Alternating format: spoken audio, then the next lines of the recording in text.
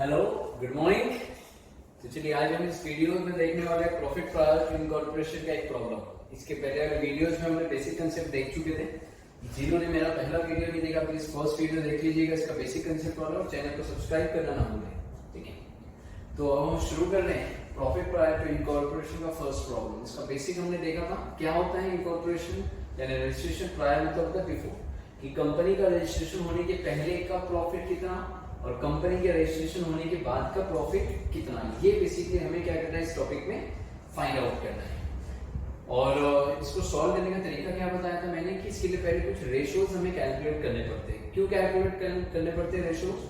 क्योंकि जो भी एक्सपेंसेस या इनकम दिया होगा हमें क्वेश्चन में, एक्सपेंस, इनकम या फिर प्रॉफिट वगैरह, वो किसी न किसी रेशियो पे डिवाइड होगा, या तो सेल रेशियो पे या तो फिर टाइम रेशियो पे। अगर से एक्सपेंसेस फिक्स नेचर का है, जिसको कहते हैं स्टैंडिंग चार्जेस या फिक्स चार्जेस, तो वो टाइम रेशियो पे डिवाइड होगा। जैसे एग्जांपल के लिए rent, taxes and so on. और कोई एक्सपेंस जो वेरिएबल नेचर का है, मतलब जो सेल्स के साथ रिलेट करता है, कोरिलेट करता है, सेल्स बढ़ता है तो एक्सपेंस बढ़ता है, सेल्स कम होगा तो एक्सपेंस कम होगा, मींस वो वेरिएबल है, तो फिर वो सेल रेशियो पे डिवाइड होगा। कुछ ऐसे एक्सपेंसेस देखिए थे जो डायरेक्टली पोस्ट के कॉलम में लिखे जाते हैं। पोस्ट के कॉलम में कौन से एक्सपेंस लिखे जाते हैं? वो एक्सपेंसेस जो कंपनी बनने के बाद, मतलब इनडायरेक्टली वो एक्सपेंस जो सिर्फ एक कंपनी कर सकती है। एक प्रोप्राइटरशिप फॉर्म या फिर पार्टनरशिप फॉर्म वो एक्सपेंसेस नहीं कर सकते। Example director fees, discounted issue of shares और डिबेंचर, मतलब ऐसे एक्सपेंसेस जो कंपनी बनने के बाद होते हैं। तो ऐसे एक्सपेंस अगर से होंगे तो डायरेक्टली पोस्ट के कॉलम में लिखेंगे। और कुछ एक्सपेंस होते हैं जो प्री के कॉलम में आता है, मतलब वो एक्सपेंसेस जो कंपनी नहीं, जैसे जो सिर्फ पार्टनरशिप फर्म या कोई एक सोल ट्रेडरशिप फर्म कर सकती है। तो चलिए शुरू करते हैं हमारा फर्स्ट क्वेश्चन। इस क्वेश्चन को लिख लीजिएगा, इसके स्क्रीनशॉट लीजिएगा, और या फिर ये वीडियो के एंड में मेरा एक लिंक मैं आपको शेयर करूंगा, वहां से भी आप इस क्वेश्चन को डाउनलोड कर सकते हो। ठीक है, चलिए स्टार्ट करें। क्वेश्चन नंबर 1 ध्यान दीजिएगा प्लीज। क्वेश्चन नंबर 1 है, from the following information find out profit prior to incorporation of ABC limited. हमें क्या फाइंड आउट करना है? प्रॉफिट प्रायर टू इनकॉर्पोरेशन, कि इनकॉर्पोरेशन के पहले का प्रॉफिट कितना। आगे कहता है business started on 1 April 19। Business कब स्टार्ट हुआ? 1 April 19, but get the registration certificate on 1 July. लेकिन रजिस्ट्रेशन सर्टिफिकेट कब मिला या फिर कंपनी का रजिस्ट्रेशन कब हुआ? तो 1 जुलाई 19 को। बिजनेस स्टार्ट किया अप्रैल, लेकिन रजिस्ट्रेशन कब हुआ? 1 जुलाई। ऐसा क्यों होता है? तो हम सब जानते हैं कि कंपनी को क्रिएट करने के लिए, कंपनी को बनाने के लिए जो उसकी लीगल प्रोसीजर होती है, उसको कैरिड आउट करने के लिए कुछ टाइम लगता है। हम सारे डॉक्यूमेंट कलेक्ट करते हैं, सारे डायरेक्टर्स की प्रोफाइल वगैरह, कंपनी की जो हमारे डॉक्यूमेंट हो गए, उसका proof of address, address proof होगा, आइडेंटिटी जो होगी, वो सारे डॉक्यूमेंट हम कलेक्ट करके उसको आरओसी के पास भेजेंगे, रजिस्टर ऑफ कंपनी के पास। वो उन सबको वेरीफाई करेगा, और उसके बाद जब वो सेटिस्फाइड होता है तो फिर हमें आरओसी क्या करता है? रजिस्ट्रेशन ऑफ सर्टिफिकेट देता है। तो इसके बीच में कुछ टाइम होता है। जैसे हमने बिजनेस स्टार्ट किया अप्रैल, लेकिन हमको रजिस्ट्रेशन कब मिला? 1 जुलाई। मतलब हमें 3 महीने लग गए रजिस्ट्रेशन मिलने के लिए। तो इन 3 महीनों में भी हमने कुछ ना कुछ बिजनेस किया, और कंपनी का रजिस्ट्रेशन होने के बाद भी हमने बिजनेस किया। मतलब उन 3 महीनों का प्रॉफिट जो कहलाएगा वो कहलाएगा प्रॉफिट प्रायर टू इनकॉर्पोरेशन, और रजिस्ट्रेशन होने के बाद का जो प्रॉफिट कहलाएगा वो प्रॉफिट आफ्टर इनकॉर्पोरेशन, मतलब पोस्ट। एक प्री है और एक पोस्ट है। तो देखिए बिजनेस कब स्टार्ट किया, फिर से बताइए। 1 अप्रैल 19, रजिस्ट्रेशन कब हुआ? 1 जुलाई 19, and the company close it books of account on 31 March every year. Company का अकाउंट कब क्लोज होता है? 31 मार्च को। और आगे कहता है trading and profit and loss account दिया हुआ है for the year ended on 31 मार्च 20, और ईयर एंड कब हो रहा है? 31 मार्च 20। क्वेश्चन में ट्रेडिंग अकाउंट दिया फर्स्ट पार्ट, और second part is profit and loss account, और कुछ एडिशनल इंफॉर्मेशन है। एडिशनल इंफॉर्मेशन भी एक बार पढ़ लेते हैं। क्या कहते हैं? Sale for the year is ₹5 lakh. देखिए 5 लाख यहाँ पे भी दिया था। वो कहते हैं कि साल भर का जो सेल है वो कितना है? 5 लाख है। Out of which sale for the first quarter of the year, first quarter, quarter means period of 3 months, that is हमारा जो फाइनेंशियल ईयर होता है उसका first quarter, there are 4 quarters, total 4 quarters होते हैं हमारे। तो उसमें पहला क्वार्टर होता है अप्रैल, मई एंड जून। वो कहते हैं कि टोटल सेल 5 लाख है, लेकिन साल के पहले क्वार्टर का मतलब अप्रैल, मई और जून का सेल कितना है, 1 लाख। फिर पॉइंट नंबर 2 कहते हैं purchase for the year is ₹2,50,000। Purchase देखिए 2,50,000 है, out of which purchase from 1 April to 30 June, यानी इनडायरेक्टली ये भी 3 मंथ्स का है। कितना परचेज है, तो 1 लाख। अब ये दो एडिशनल इंफॉर्मेशन है, किस काम में आएगी तो देखते हैं अभी। तो यहाँ हमारा क्वेश्चन कंप्लीट होता है। अब चलिए इसको सॉल्व करना शुरू करते हैं। इसका फॉर्मेट हम बाद में देखेंगे, पहले हमें कुछ रेशो कैलकुलेट करने हैं। कौन कौन से रेशो कैलकुलेट करने पड़ेंगे, तो सबसे पहला रेशो होता है time ratio. First one is time ratio. सबसे पहले हमें क्या फाइंड आउट करना है, टाइम रेशो। क्यों फाइंड आउट करना है, तो मैंने कहा कि जो फिक्स्ड नेचर के एक्सपेंसेस होते हैं उन्हें हम टाइम रेशियो पे डिवाइड करते हैं। रेंट टाइम से रिलेटेड है, इंश्योरेंस टाइम से रिलेटेड है, डेप्रिसिएशन टाइम से रिलेटेड है, सैलरी टाइम से रिलेटेड है। तो जो फिक्स नेचर के एक्सपेंसेस होते हैं वो टाइम रेशियो पे डिवाइड होता है। तो टाइम रेशियो कैलकुलेट कैसे करेंगे, तो देखिए date of business started, date of business started या फिर बिजनेस परचेज हो सकता है। तो क्वेश्चन में देखिए आपने बिजनेस कब स्टार्ट किया, 1 अप्रैल 2019। फिर date of registration, date of registration या जिसको हम कह सकते हैं date of incorporation, date of registration या फिर डेट ऑफ इनकॉर्पोरेशन क्या है, 1 जुलाई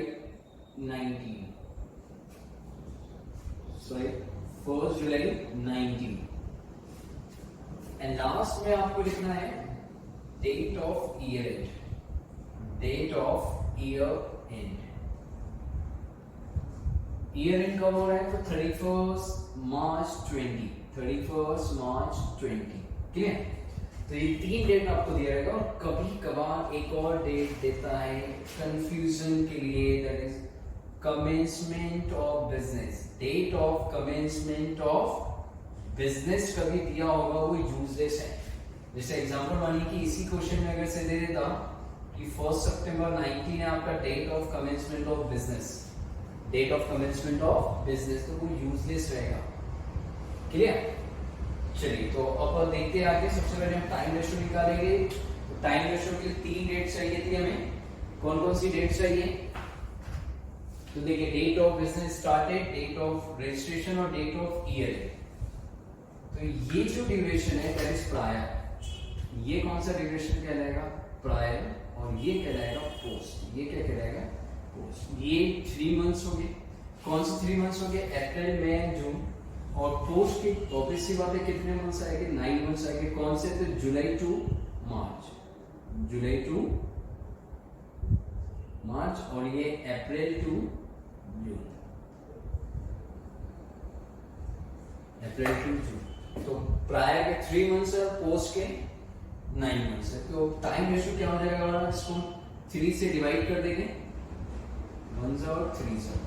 तो टाइम रेशियो हो जाएगा 1:3। टाइम रेशियो क्या हो जाएगा, 1:3। तो सबसे पहले हमें टाइम रेशियो निकालना है। कौन कौन सी डेट चाहिए, डेट ऑफ बिजनेस स्टार्टेड है, डेट ऑफ बिजनेस परचेज हो सकता है कुछ क्वेश्चन में, फिर डेट ऑफ इनकॉर्पोरेशन यानी रजिस्ट्रेशन और डेट ऑफ ईयर है।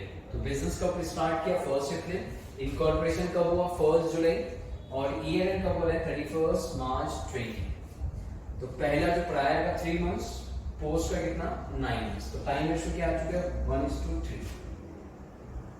अब दूसरा हम निकालेंगे सेल रेशियो। दूसरा कौन सा निकालेंगे, सेल रेशियो। टाइम रेशियो पहले निकालना इसलिए जरूरी है क्योंकि इन्हीं 3 मंथ्स का सेल चाहिए और इन्हीं 9 मंथ्स का सेल चाहिए। तो हमें 2 सेल चाहिए। एक सेल चाहिए first 3 months that is April to June का, और दूसरा सेल चाहिए हमें जुलाई टू मार्च। तो देखिए पॉइंट नंबर 1 पढ़ते हैं फिर से। Sale for the year ₹5 lakh, पूरे साल भर का सेल कितना है 5 लाख, जो ऑलरेडी ट्रेडिंग में दिया हुआ। Out of which sale for the first quarter means period of 3 months. तो पहले 3 मंथ्स का सेल कितना 1 लाख, पहले 3 मंथ्स का सेल कितना 1 लाख।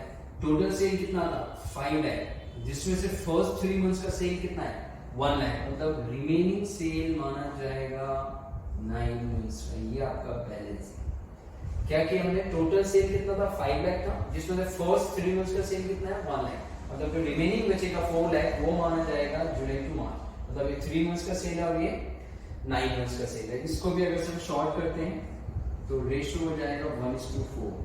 रेशियो क्या हो जाएगा 1:4। तो सेल रेशियो कितना 1:4।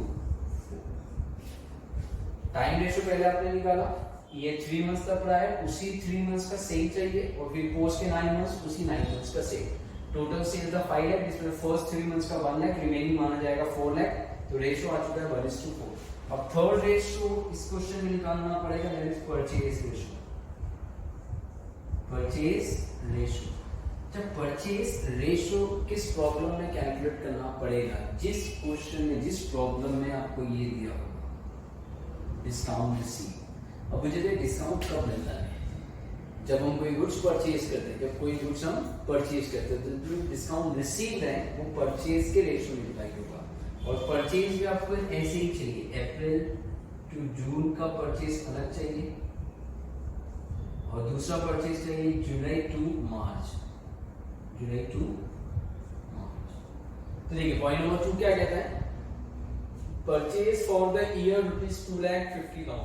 पूरे साल भर का परचेज कितना है 2,50,000। Out of which purchase from 1 April to 30 June, उसमें से अप्रैल से लेके जून तक का परचेज कितना 1 लाख। तो अब हम क्या करेंगे, टोटल परचेज था 2,50,000, 250 में से क्या करोगे 1 लाख माइनस कर दोगे तो रिमेनिंग कितना बचेगा 1,50,000। रिमेनिंग कितना बचेगा 1,50,000। अब इसको भी सॉल्व करते हैं। पहले 40 कॉमन, अभी यहाँ पे बचा 10 और 15, इसको 2 से करोगे, सॉरी ये 1 और ये 1.5, इसको 10 से डिवाइड कर दिया आपने तो कितना हो गया 1:1.5, 1:1.5। या फिर आप 10 और 15 से भी सॉल्व कर सकते हो, 10 और 15 से भी सॉल्व कर सकते हो, या फिर आप 1/1.5 से भी सॉल्व कर सकते हो। तो परचेज रेशियो कितना माना जाएगा, परचेज रेशियो माना जाएगा 1:1.5, 1:1.5 ये आपका परचेज रेशियो। तो टोटल हमने 3 रेशियो निकाला है। सबसे पहले कौन सा रेशियो निकाला है, time ratio. Date of business started to incorporation के पहले तक का ड्यूरेशन प्रायर का है, उसके बाद पोस्ट, प्रायर के 3 मंथ्स थे, पोस्ट के 9 मंथ्स थे। तो आपका टाइम रेशियो आ चुका था 1:3। फिर इन्हीं 3 मंथ्स का सेल और इन्हीं 9 मंथ्स का सेल, फर्स्ट 3 मंथ्स का सेल 1 लाख, रिमेनिंग 9 मंथ्स का सेल 4 लाख। तो रेशियो आ चुका था 1:4। फिर परचेज में भी वैसे था, फर्स्ट 3 मंथ्स का परचेज कितना था 1 लाख और रिमेनिंग कितना था 1,50,000। तो परचेज रेशियो माना जाएगा 1:1.5। चलिए इसको सॉल्व करना शुरू करते हैं। मैं इसे मिटा रहा हूं, इसको लिख लीजिएगा।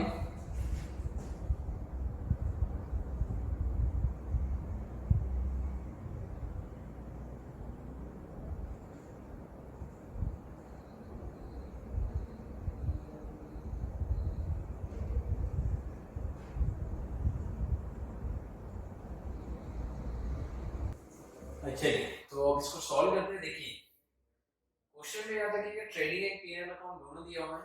हम शुरू करेंगे प्रॉफिट एंड लॉस, मतलब ग्रॉस प्रॉफिट से। ग्रॉस प्रॉफिट बताइए मुझे, प्रॉफिट एंड लॉस में कौन सा साइड लिखा है, क्रेडिट साइड। तो पहला जो ट्रांजैक्शन लिखेंगे पीएनएल अकाउंट, हमने ऊपर रीडिंग लिखा है in the books of ABC company combined profit and loss. ये कंबाइंड है, इसमें प्रायर की भी इंफॉर्मेशन है और पोस्ट की भी। फिर फॉर द ईयर लिखी है, पर डेबिट साइड है हमारा। डेबिट साइड में पर्टिकुलर्स रेशियो, यहाँ पे मेंशन करना पड़ेगा कि आपने टाइम रेशियो पे डिवाइड किया, सेल रेशियो पे एंड सो ऑन। प्रायर का और पोस्ट का सेम या particular ratio prior and post. तो सबसे पहला फिगर हम लिख रहे हैं gross profit. Gross profit brought down. Question में देखिएगा ग्रॉस प्रॉफिट कितना दिया हुआ था, तो ग्रॉस प्रॉफिट दिया हुआ है 2,25,000। 225 डिवाइडेड है। अब ग्रॉस प्रॉफिट का रिलेशन किसके साथ है, ऑब्वियसली वहां पे सेल के साथ। कि जितना ज्यादा सेल होगा उतना ज्यादा ग्रॉस प्रॉफिट होगा, जितना कम सेल होगा उतना कम ग्रॉस प्रॉफिट होगा। तो ग्रॉस प्रॉफिट का अमाउंट है 2,25,000। यहाँ कैलकुलेशन में लिख देता हूँ मैंने 2,25,000 किस रेशियो पे डिवाइड होने वाला है, सेल रेशियो।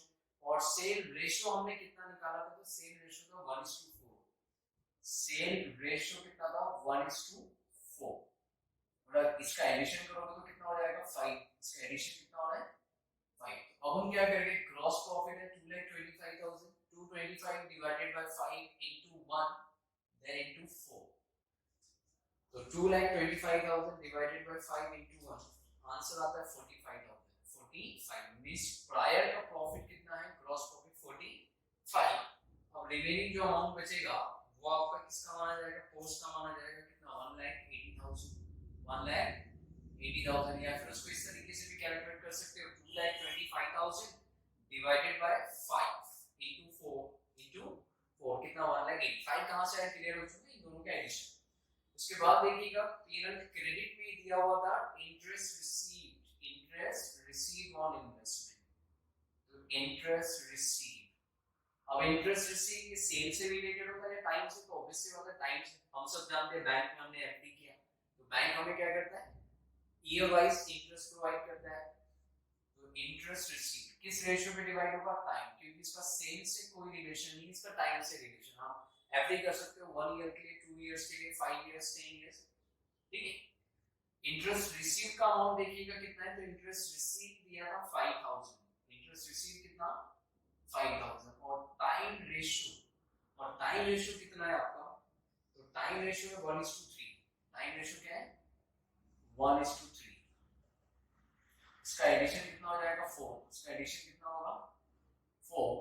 तो अब हम क्या करेंगे, 5,000 divided by 4 into 1 then into 3।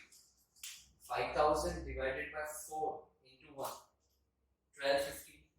1250 minus कर दोगे तो भी अमाउंट फाइंड आउट हो जाएगा। 5,000 माइनस 1250 तो 3,750 माइनस करके भी लिख सकते हो, या फिर 5,000 डिवाइडेड बाय 4 into 3 3,750। इसके बाद था अगला डिस्काउंट रिसीव। नेक्स्ट में डिस्काउंट रिसीव। अब देखिए डिस्काउंट किस पे मिलेगा, मैंने कहा परचेज पे मिलेगा। तो हमने परचेज रेशियो भी फाइंड आउट किया था। परचेज रेशियो था 1:1.5। Total is 2.5। Total is 2.5। चलिए तो डिस्काउंट रिसीव का अमाउंट देखिए कितना था। डिस्काउंट रिसीव था 10,000।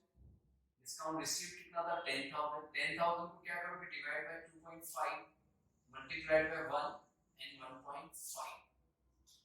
तो 10,000 डिवाइडेड बाय 2.5 into 1, तो ये 4,000 आ रहा है। यहाँ पे आप लिख दोगे परचेज रेशियो, कौन सा रेशियो, परचेज रेशियो 4,000। अब 10 में से 4 जाएगा तो ऑब्वियसली बात है 6,000 बचने वाला है। फिर 6,000 भी कैलकुलेट कर सकते हो, कैसे, तो 10,000 divided by 2.5 multiplied by 1.5, answer 6,000 आएगा। तो ग्रॉस प्रॉफिट सेल रेशियो पे डिवाइड किया, इंटरेस्ट टाइम रेशियो पे, discount receive, purchase. Credit side में इतनी ट्रांजैक्शन है पीएनएल में। अब आते हैं डेबिट साइड। तो देखिए डेबिट साइड में सबसे पहले दिया सैलरी। फर्स्ट ट्रांजैक्शन क्या दिया हुआ है, सैलरी। अब मुझे देखिए सैलरी का अमाउंट है 32,000। सैलरी का अमाउंट कितना है, 32,000। सैलरी का रिलेशन किससे है, सेल से या टाइम से। सैलरी का रिलेशन होता है टाइम से। मंथ एंड हुआ कि हमें सैलरी पे करनी पड़ेगी, सैलरी जो है उसका रिलेशन होता है टाइम से। तो देखिए सैलरी का अमाउंट है 32,000। कितना है, 32,000। सैलरी का अमाउंट कितना है, 32,000। टाइम रेशियो का टोटल इज 4 into 1 into 3। तो अब हम क्या करेंगे, 32,000 डिवाइडेड बाय 4 into 3 और into 1। तो into 1 कर रहे हो तो 8,000 आ रहा है, और into 3 करोगे तो 24,000 आएगा। तो सैलरी किस रेशियो में डिवाइड किया है बताइए, टाइम रेशियो में। कितना आएगा, प्रायर में 8,000 मींस फर्स्ट 3 मंथ्स की सैलरी 8,000, नेक्स्ट 9 मंथ्स की सैलरी 24,000। देखिए सैलरी के बाद अगला ट्रांजेक्शन था आपका रेंट। रेंट का रिलेशन किसके साथ है, तो ऑब्वियसली बात है ये भी टाइम से रिलेटेड है। मंथ एंड होगा कि हमें रेंट पे करना पड़ेगा, तो हम यहाँ लिख देंगे टीआर। टाइम रेशियो अमाउंट कितना है 16,000, अमाउंट कितना है 16,000, तो 16,000 टाइम से रिलेटेड है। टाइम रेशियो का टोटल 4, तो डिवाइड बाय 4 into 3 and 1, तो इसका आंसर आ जाएगा 4,000 and 12,000, 4 and 12। आप कैलकुलेट करके देख सकते हो। तो यहाँ लिख देंगे 4,000 और यहाँ लिखोगे आप 12,000 पोस्ट में।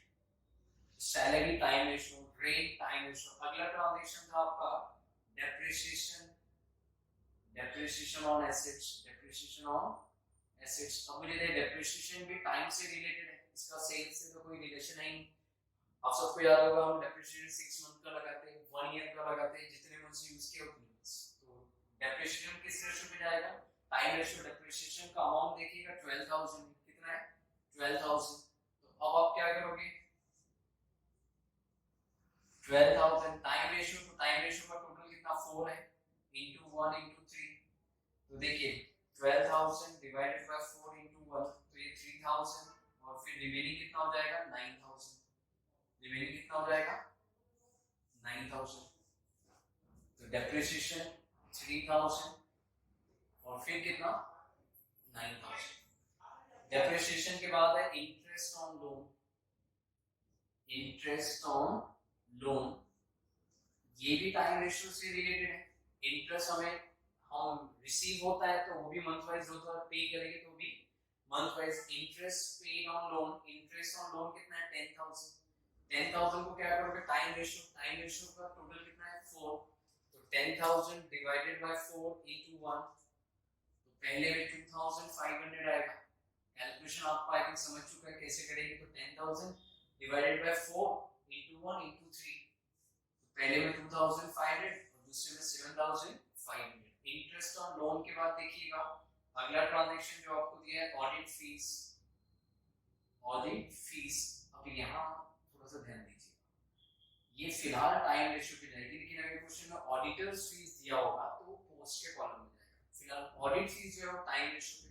ऑडिट फीस का अमाउंट देखिएगा 4,000, अमाउंट कितना है 4,000, तो क्या करोगे 4,000 डिवाइड बाय 4 into 1, तो 1,000 आने वाला है और पोस्ट में कितना आ जाएगा 3,000। ऑडिट फीस के बाद अगला ट्रांजैक्शन जो है आपका debenture interest. Interest on debenture, interest on debenture. अब ये एक्सीडेंट स्पॉट है, या देखिए डिबेंचर कब इशू हो सकता है कंपनी बनने के बाद। ऑब्वियसली बात है डिबेंचर कौन इशू करता है कंपनी, और कंपनी मतलब इनकॉर्पोरेशन के बाद की प्रोसीजर होगी, तो ये डायरेक्टली पोस्ट के कॉलम में लिखा जाएगा, इससे हम डिवाइड नहीं करेंगे। तो इंटरेस्ट ऑन डिबेंचर है आपका 6,000। इंटरेस्ट ऑन डिबेंचर कितना है 6,000।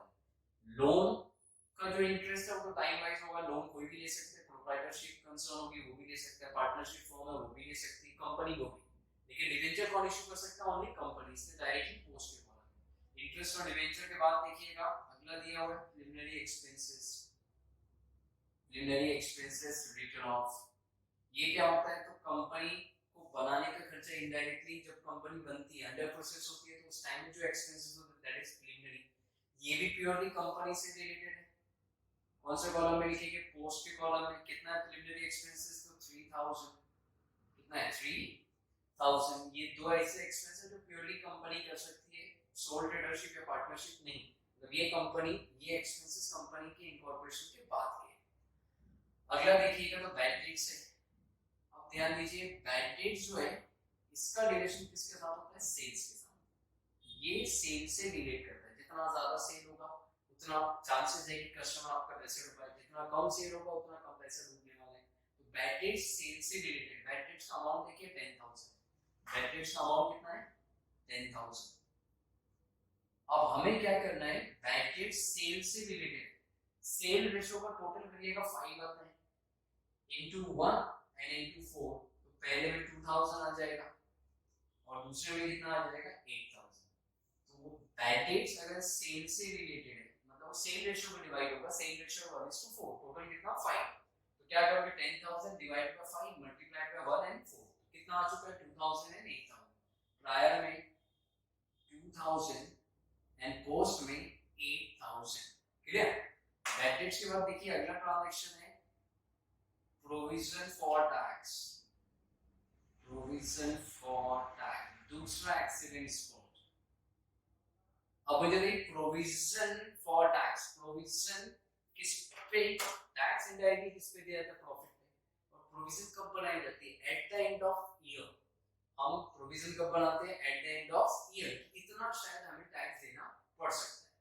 Provision for tax, provision for bad debts अगर से आता है तो उसे हम डायरेक्टली पोस्ट के कॉलम में लिखेंगे। प्रोविजन फॉर टैक्स का अमाउंट कितना है 5000, कितना है 5000। प्रोविजन फॉर टैक्स, प्रोविजन कब बनाई जाती है at the end of year, मतलब last day of the year, तो वो कौन से पीरियड में आएगा पोस्ट में। प्रोविजन फॉर टैक्स के बाद अगला है insurance, next one is insurance. Insurance का रिलेशन टाइम से होता है, हम सब जानते हैं insurance 1 year for 1 year 2 years, हम इंश्योरेंस 1 ईयर के लिए निकालते हैं, 2 इयर्स के लिए उसका हमारे सेल से कोई भी डायरेक्टली कोरिलेट नहीं करता। तो इंश्योरेंस किस पे जाएगा टाइम रेशियो। इंश्योरेंस का अमाउंट देखिएगा कितना है 10,000, अब टाइम रेशियो का टोटल देखिए कितना आ रहा है 4, टाइम रेशियो का टोटल कितना है 4, तो क्या करोगे 10,000 डिवाइडेड बाय 4 इनटू 1, पहले में 2500 आ जाएगा और दूसरे में 7,500 आएगा। इंश्योरेंस के बाद देखिएगा एडवर्टाइजमेंट दिया हुआ है, एडवर्टाइजमेंट का रिलेशन होता है सेल से। एडवर्टाइजमेंट किससे रिलेट करता है सेल से, जितना ज्यादा एडवर्टाइजमेंट होगा उतना ज्यादा सेल होगा, या हम कह सकते हैं जितना ज्यादा हमें सेल करना है उतना ज्यादा पहले एडवर्टाइजमेंट करना पड़ेगा। वो कहावत है ना कि दिखेगा तो बिकेगा, तो एडवर्टाइजमेंट किससे रिलेटेड है सेल्स। एडवर्टाइजमेंट का अमाउंट देखिएगा कितना है 20,000। अब देखिए सेल रेशियो का टोटल कितना 5, तो एडवर्टाइजमेंट है 20,000 सेल रेशियो का टोटल 5 into 1 into 4, तो पहले का आ रहा है 5,000 है, सॉरी पहले का 4,000, 20,000 डिवाइडेड बाय 5 मल्टीप्लाइड बाय 1, तो 4,000 आएगा और 16,000, 4,000 और 16,000। तो एडवर्टाइजमेंट प्रायर में 4,000 एंड पोस्ट में 16,000, ठीक है। एडवर्टाइजमेंट के बाद देखिएगा next one is director fees, next one is director fees. Obviously बात है डायरेक्टर कहां होगी कंपनी में, मतलब ये किसका एक्सपेंस में आ जाएगा कंपनी, दैट मींस इनकॉर्पोरेशन के बाद का, तो डायरेक्टली पोस्ट के कॉलम में। डायरेक्टर फीस देखिए कितना है, तो डायरेक्टर फीस है 12,000, डायरेक्टर फीस कितना है 12,000। और कोई एक्सपेंस बचा हुआ है नहीं, नेट प्रॉफिट को डिवाइड करने की जरूरत नहीं है, नेट प्रॉफिट जो है वो हमारा आंसर है। अभी देखते हैं कि 1 लाख रुपए जो नेट प्रॉफिट दिया है वो मैच होता है। तो हमने क्या किया, पहले इनकम मतलब ग्रॉस प्रॉफिट से शुरू किया, हमने प्रॉफिट एंड लॉस से शुरू किया, ट्रेडिंग से नहीं। ग्रॉस प्रॉफिट हमारा पहला ट्रांजैक्शन था, सेल से रिलेटेड था, तो सेल रेशियो पे। इंटरेस्ट रिसीव होता है टाइम रेशियो से, टाइम पे डिपेंड होता है इसलिए टाइम रेशियो पे। डिस्काउंट हमें रिसीव होगा किस पे, परचेज पे, तो ये परचेज रेशियो पे। और फिर बाकी के हमने एक्सपेंसेस को देखा, कुछ टाइम से रिलेटेड थे और कुछ सेल से, तो टाइम रेशियो और सेल रेशियो।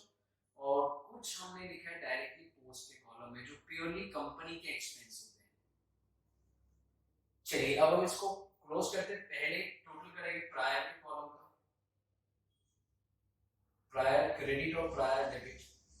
अब देखिए प्रायर क्रेडिट का टोटल करते हैं, 45,000 plus 1250 plus 4,000, total is 50,250, 50,250 credit है। डेबिट देखिएगा 8,000 plus 4,000, 3,000, 25, 1,000, 2,000, 2,500 and 4,000, 27, कितना 27, तो माइनस कर देते हैं 50,250, आंसर आ चुका है 23,250। कितना आंसर आ चुका है 23,250। ये लिखा जाएगा डेबिट साइड में प्रायर के कॉलम में 23,250, और इसे नाम दिया जाएगा कैपिटल प्रॉफिट। इसे क्या नाम दिया जाएगा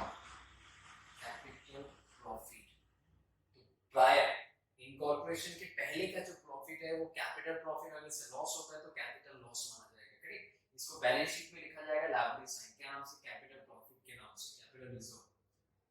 चलिए प्रायर के दोनों साइड का टोटल आप लिख दोगे 50,250, 50,250। तो जैसे प्रायर क्लोज किया वैसे पोस्ट का भी टोटल कर लेंगे। पोस्ट क्रेडिट देखिएगा 1,80,000 प्लस 3,750 प्लस 6,000, तो टोटल आ चुका है 189,750, 189,750। अब डेबिट का टोटल करिएगा 24,000 प्लस 12 प्लस 9 प्लस 7,500, 3,000, 6,000, 3,000, 8,000, 5,000, 7,500, 16,000 and 12,000। इसका टोटल आ रहा है 1,13,000। कितना आ रहा है 1,13,000 माइनस कर दोगे 189,750,